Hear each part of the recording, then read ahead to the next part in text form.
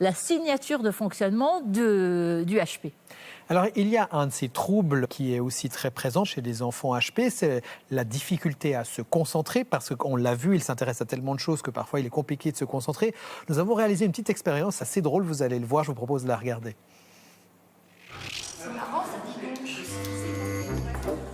Pour cette expérience, nous avons demandé à nos jeunes HP de construire une simple boîte en papier. Le but de ce poste ici, c'est de réaliser de l'origami. Retournez la feuille qui est devant vous, allez-y. Mais pour leur compliquer la tâche, nous avons disposé sur la table toutes sortes d'objets qui pourraient les distraire. Et avons poussé le vis jusqu'à placer la marche à suivre sur une feuille contenant d'autres infos qui pourraient aussi les détourner de leur mission. Comme t'as fait les trucs là. Est-ce qu'on est sûr qu'il faut bien 6 cm sur 6 ? Les enfants au potentiel se sont compliqués la vie, c'est-à-dire qu'ils ont d'abord découpé leurs feuilles pour qu'elles soient de 6 sur 6, alors que ça ne leur était pas forcément demandé spécifiquement. Ils ont utilisé des règles alors qu'ils n'en avaient pas besoin, ou utilisé des spinners et d'autres objets qu'ils avaient trouvés sur la table. Mais en plus, cette boîte, elle va servir à quoi concrètement ? À rien. Moi, je comprends pas, là, la deuxième partie.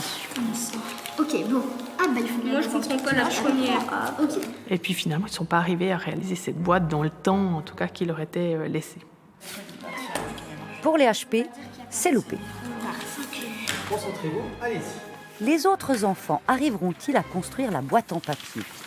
Contrairement à notre premier groupe, c'est dans un climat concentré et appliqué que les enfants non HP se lancent dans la réalisation de la boîte. Aucune distraction ne viendra les perturber. Résultat, Victoria termine très vite sa boîte. Les autres arriveront également au bout de leur bricolage. On peut le dire, les enfants classiques ont bien mieux réussi la tâche que leurs camarades à haut potentiel. Donc en fait, c'est pas forcément toujours un avantage d'avoir un cerveau qui fonctionne plus rapidement et plus efficacement que les autres.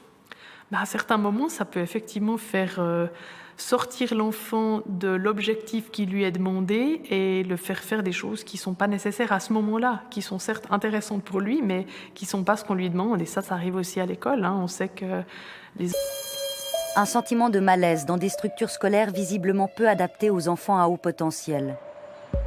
Alors en quoi une école spécialisée peut-elle donc répondre aux attentes de ces enfants un peu différents ? Pour le découvrir, nous nous sommes rendus dans l'une d'entre elles. Alors, qui me rappelle qu'est-ce qu'on avait fait la dernière fois ? Alors Mia. On avait regardé un film sur les planètes, oui. Sur les solstices. Oui, on avait vu tout ça. Et Jake, tu voulais dire ? En anglais. It says the sun is...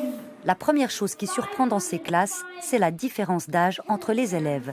Ici, on regroupe les enfants selon leur niveau de connaissance et non leur année de naissance. Ça a interpellé, mais est-ce qu'il fait 5500 degrés partout ? À l'intérieur, en fait, il fait beaucoup plus chaud, à peu près...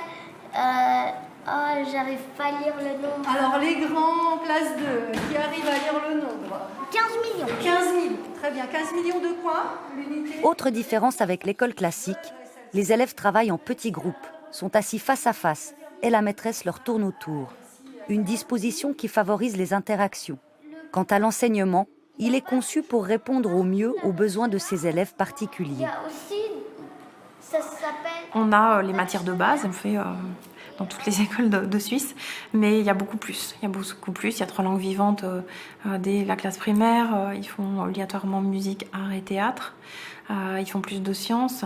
C'est un rythme qui paraît intense, mais qui est pour eux le rythme confortable. Alors, tu veux passer montrer à tes camarades ? Je prends un exemple très simple, mais un être humain, je crois, a besoin entre 1500 et 2000 calories selon qu'on est une femme ou un homme par jour. Voilà, un enfant à haut potentiel, il va avoir besoin d'un peu plus de calories intellectuelles par jour pour être bien. Donc régulièrement, il y a des élèves qui nous disent « mais ça, je voudrais avoir encore un cours en plus ». Par exemple, dans notre atelier japonais, on a dû doubler la longueur de l'atelier parce que ça ne leur suffisait pas. Et pourtant, c'est le vendredi après-midi. Monsieur À l'école des surdoués, un élève déconcentré n'est pas forcément un élève dissipé. Suivre le cours tout en défiant les lois de la physique, une attitude tolérée par les enseignants bien conscients des besoins de ces enfants. Des enfants au profil et au parcours bien particuliers. De toute façon, quoi qu'il arrive, même si vous ne comprenez pas tout... Je dirais qu'il y a plusieurs cas de figure, mais peut-être le plus courant, c'est quand même l'enfant qui n'était pas bien dans l'école où il était avant. Donc soit parce qu'il n'était pas compris, c'est-à-dire on ne tenait pas compte de son haut potentiel, soit parce qu'il était brimé, harcelé, moqué. Est-ce que vous vous rappelez un peu pour le latin, c'était quoi la différence déjà avec le français, les phrases, le sens des phrases? Il faut quand même le dire, le haut potentiel, ça éveille des jalousies, ça éveille des incompréhensions. On va commencer à harceler l'enfant, lui dire « mais si tu es aussi intelligent, prouve-le. Pourquoi n'as-tu pas réussi à faire cet exercice? Pourquoi n'as-tu pas été capable de lire cette page ?» Donc on va faire la comparaison, et moi, mon enfant, il n'est pas haut potentiel, alors celui-là, il l'est. Qu'est-ce qui se passe? Pourquoi? Est-ce qu'il a quelque chose en plus? Donc il y a toutes ces craintes qui ressortent, qui font que parfois les enfants vraiment vivent des situations extrêmement difficiles. Je vais vous poser une question. Je vous avais posé la première fois qu'on avait fait du latin. J'avais demandé à quoi ça sert un peu de faire du latin. Pourquoi on fait du latin? Parce que si on apprend la langue latine et les bases latines, on peut comprendre à peu près toutes les bases de notre langue latine.